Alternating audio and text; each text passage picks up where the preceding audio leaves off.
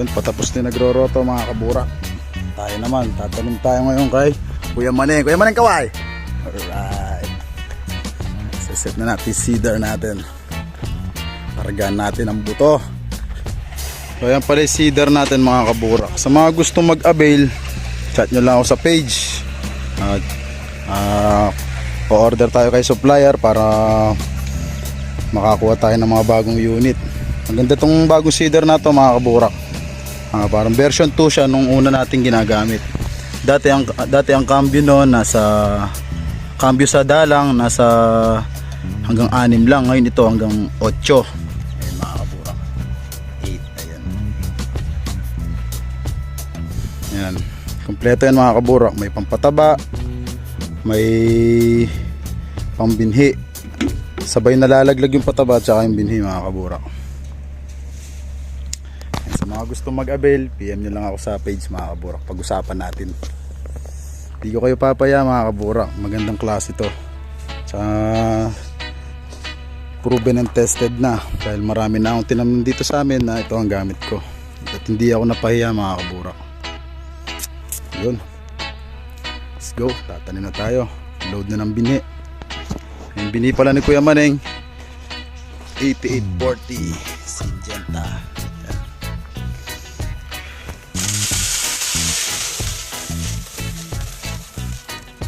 Ang bago sa dalawang oras. Hindi ako makapunog yun. Kasi din nangyayari kapag sa 3 oras, mga binutin yung bilis sa tatapon. Patay oras na kasi binutin yung mga bilis.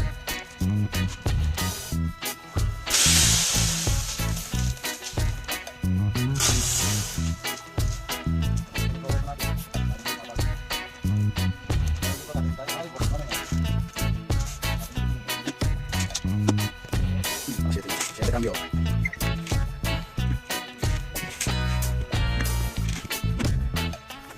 Yan, bago mag-umpisa ang pagtatanim, testing muna tayo kung may maglalaglag ng bini. Okay, meron.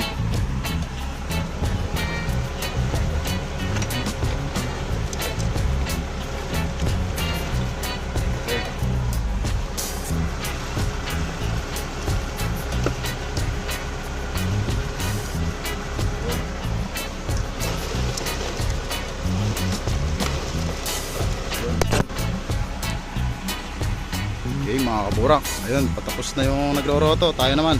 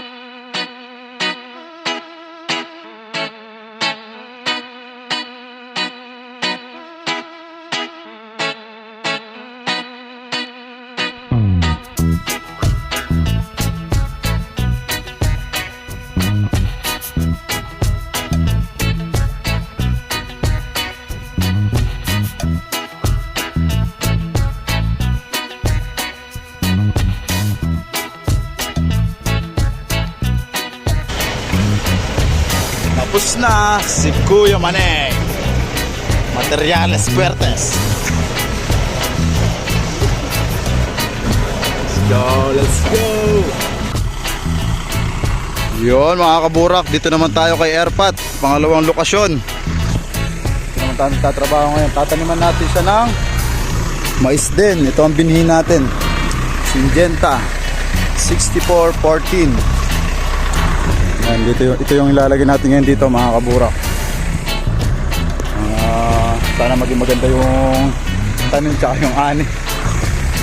Tsaka dapat mahabol natin yung basa ng lupa kasi pag pinatagal natin ito matutuyo yung lupa mga kaburak.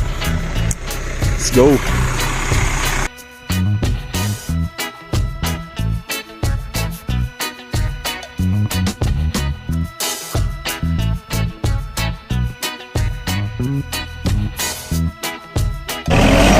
Na may session mga kaburak.